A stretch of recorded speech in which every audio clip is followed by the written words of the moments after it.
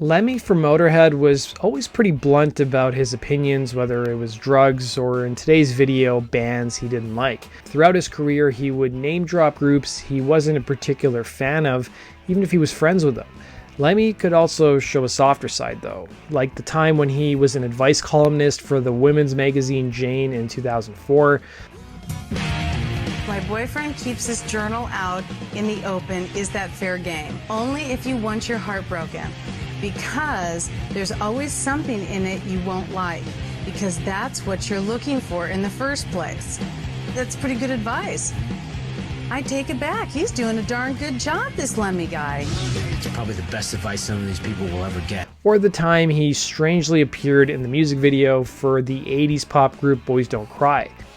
Today's video, let's take a look at the bands that Lemmy wasn't a fan of. Some of these groups probably won't surprise you, while others probably will.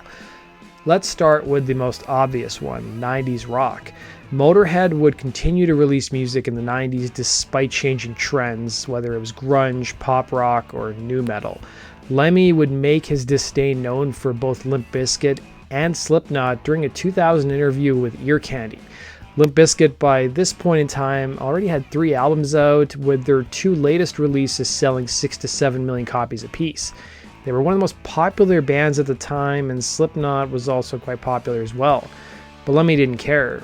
Limp Bizkit to Lemmy wasn't rock and roll, and he would tell the publication, "People like Limp Bizkit, I don't understand it. I don't understand their success." He would add, "What the F is this? It's just rubbish. You're just garbage attendants with effing gas masks on, and I mean, I don't mind kids having their own thing, I'm all for it. When you're 17, you want a 17-year-old band to play for you." Tool would also draw some criticism from Lemmy as well, with him adding, "Everything is fad-driven. Limp Bizkit and Tool and all that, it's just effing hopeless. If that's the future of rock and roll, it's bad for me."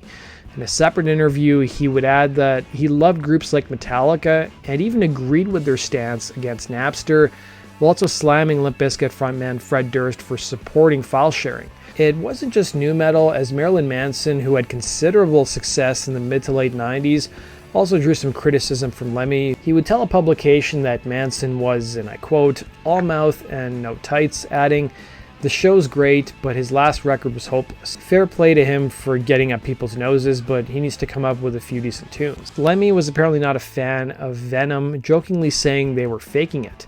When interviewer Sam Dunn would tell Lemmy that he himself was blown away by Venom back when he was 12, Lemmy would respond, "Anything will blow you away when you're 12. A day at the beach will blow you away when you're 12. He would also throw in a few barbs, as you can see in this interview. Slayer and Venom. I don't look at them. Do you look at them? Well, the big difference is a lot of those bands changing just because the music scene changed. Yeah. We're not doing that. We're updating our songs, I think. We're kind of stuck in the mud, you know. We don't give a f***. We think what we're doing is okay without changing it too much. We change it a bit, you know, but not much. I'm quite satisfied with what we do. I call that updating songs. Yeah, right. And they didn't. They just changed after whatever is popular. More I mean, Venom didn't change because they didn't have the ability.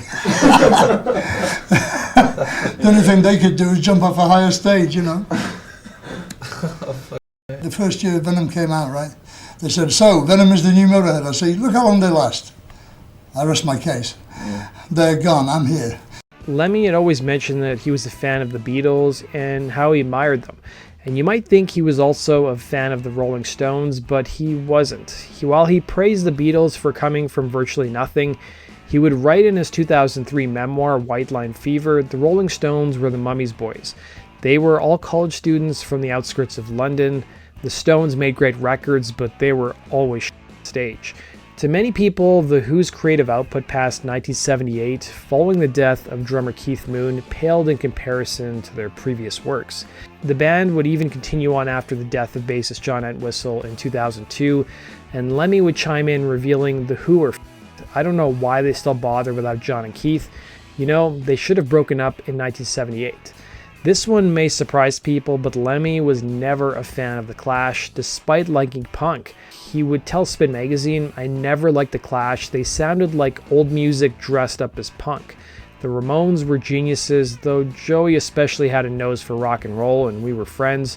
Although we weren't close when he died." Lemmy would go on to say in Louder Than War, "I He never had time for the Clash and their pretend politics, but the Damned and the Ramones were great rock and roll bands. In 2004, Lemmy would give an interview to Classic Rock magazine where he would reveal that the band The Darkness banned him from appearing at one of their Los Angeles shows after he branded them, and I quote, a novelty act. He would tell the publication, "I don't have a problem with them, I just have a problem with people making them out to be more than they are.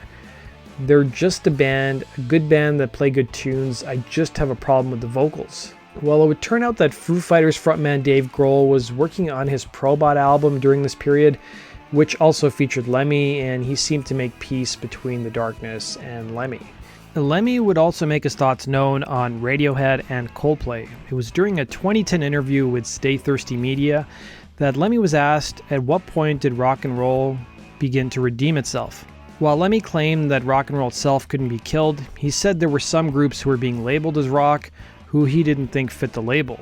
Two of those groups would be Radiohead and Coldplay. He would tell the publication, "It's exciting, you know, and all the shit that these magazines like is not exciting. Like Jesus, Radiohead, you know, Coldplay, Jesus, these are not rock bands, they're sub-emo, you know.